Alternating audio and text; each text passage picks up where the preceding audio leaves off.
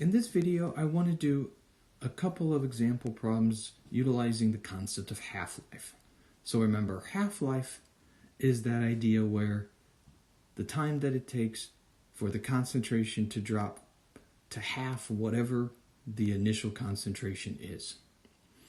And so the half-life equations that we deal with are offshoots of the integrated rate law, right, which deal with the effective concentration with time. And so let's look at our first problem.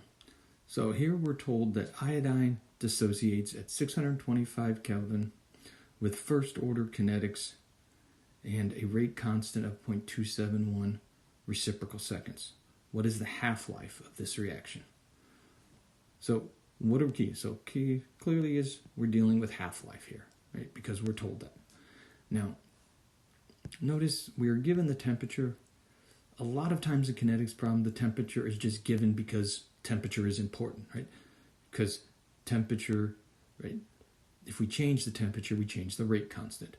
It doesn't mean that we're going to use the temperature in most problems. Most problems we're not, unless we're actually changing the temperature, right? And doing using Arrhenius equation.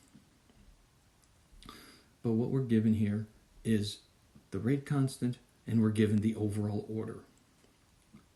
So the most important thing is we're told this problem is first order, or this reaction is first order. So that tells me what half-life equation I'm going to use. So again, don't need to memorize, but you need to recognize that of the half-life equations, the first order one is 0.693 over K. Now, you might notice we weren't given any kind of concentrations in the problem, and that's because we don't need them, right? Because it's first order, there is no concentration term in the half-life equation. So it becomes a very straightforward problem. 0.693 over K, plug in our value for K. We get 0.693 over 0.271 reciprocal seconds. Now, since you're dividing by 1 over seconds, our units are going to be seconds, and we get our half-life is 2.56 seconds. Okay. Really straightforward. The key here, again, is the recognizing that it's first order, picking up the proper half-life equation, using that to solve the problem. Okay, let's look at another half-life problem.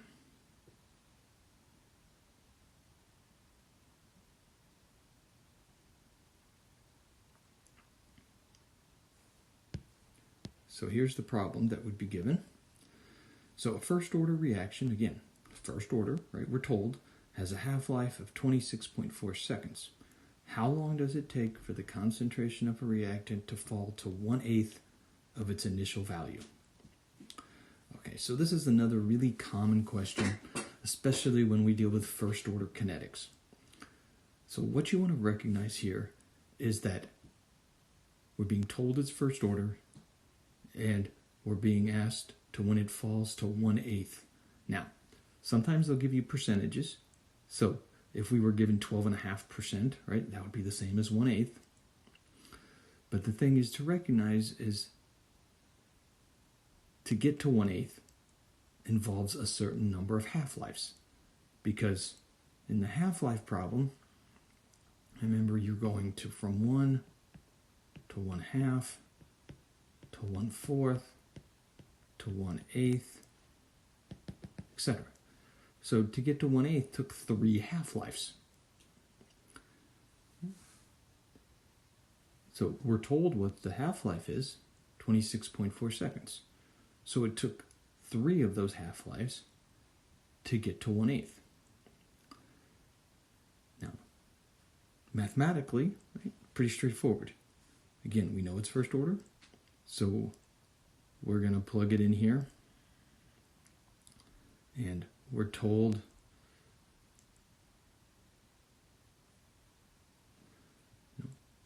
that this is our equation. Now,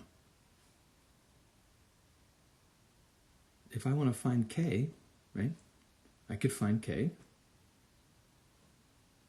0.0263 reciprocal seconds.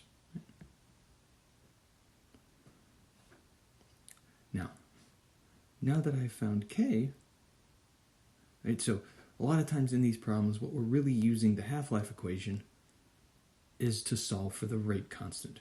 So if we're given the half-life, we can solve for the rate constant. So a lot of times half-life equations are actually used to solve for the rate constant. Then once we know the rate constant, we can use the appropriate integrated rate law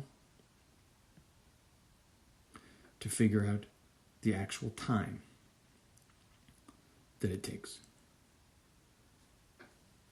So we want to fall from, we have first order, so we picked the appropriate rate law, and we're trying to find how long it takes to go from our initial concentration to 1/8 of our initial concentration. So our initial concentration is 1.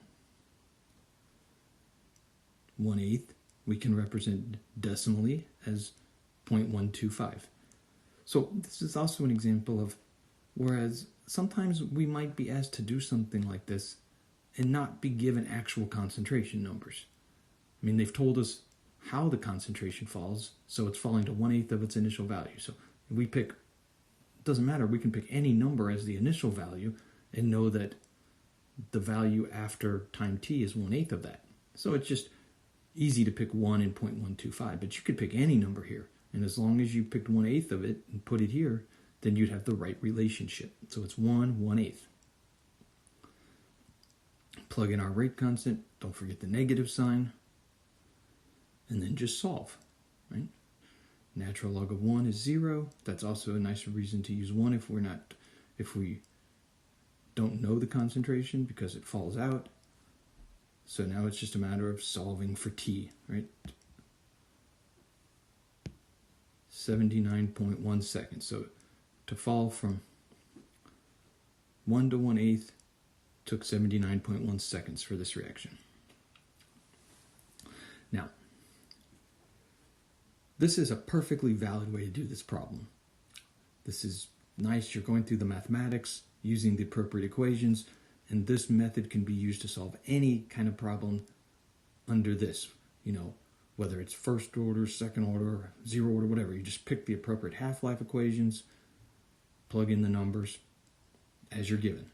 Now, because this is first order, and one of the things we know about first order is that all half-lives are the same.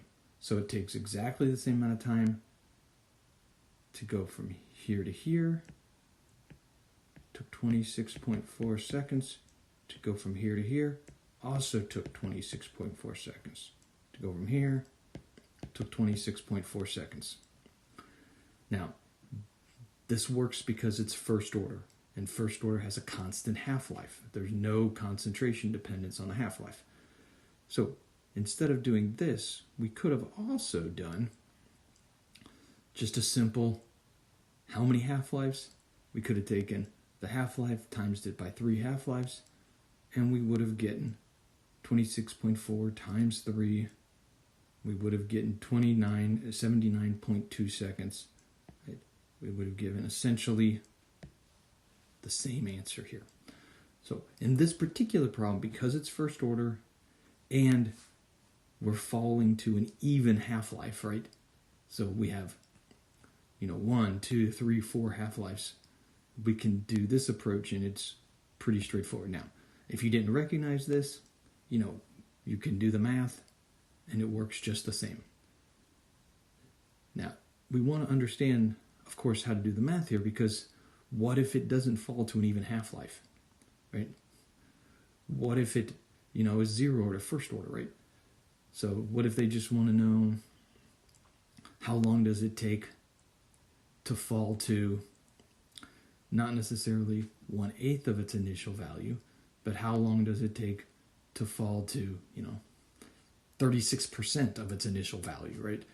So then it's not an even number of half-lives, and this approach is not nearly as, useful. Then we can just go through the mathematical approach and solve it directly. Okay, so a little bit more detail about working with half-lives and half-life equations.